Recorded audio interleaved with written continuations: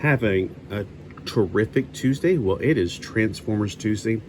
Today we're looking at Optimus Prime from the Cyberverse Deluxe figures.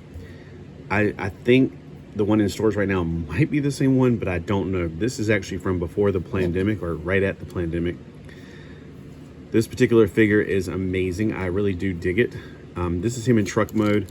I just put that there because the other places you can put it, like you can just rest it right here, fine.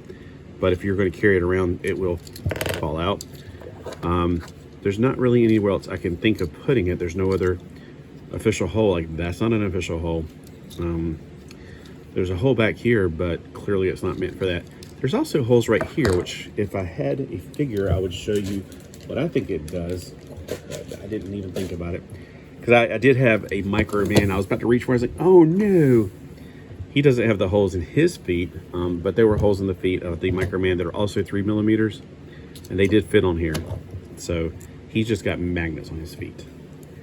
That's not what you came here for, even though Transformers are related to Micronauts and Micro Man.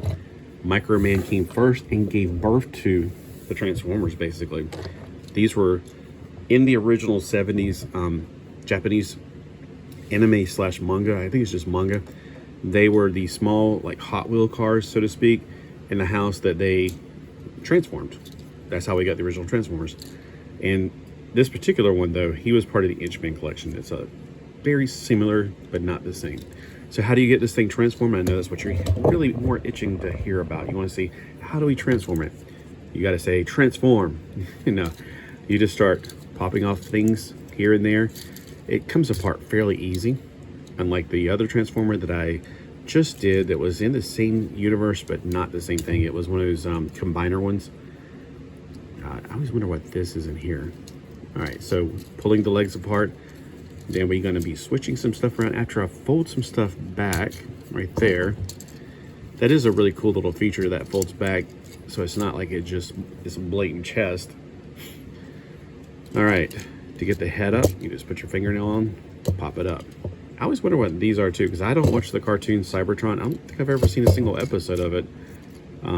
It doesn't seem like it's geared toward my, group of age.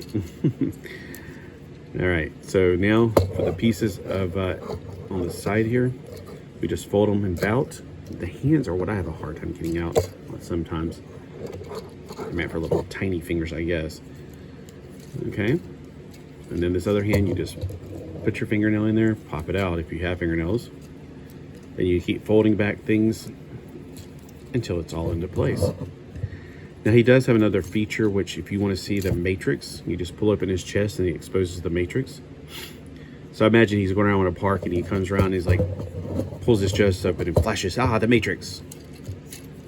Anyway, it's a Benny Hill joke from the 70s. All right, so the articulation on this thing, it has got a ball joint, which is pretty obvious in the past, or at the back. He can look up all the way, so nothing can get him from above. He's got sort of a butterfly joint, but that's due to the articulation, or the transformation. He's got a ball joint right here, but it has some hindrances like that. It can go around, of course, a full 360 degrees. He's got a swivel at the bicep. I always have a fear that it's going to pop out right here. Some of these do pop out right there, so I just don't like to rotate all the way around because there's that one little bump, it'll pop it out. His arm goes from straight to just over 90 degrees, like 91 degrees. All right, he has a ball joint in the wrist, and of course, it would give it a full swivel.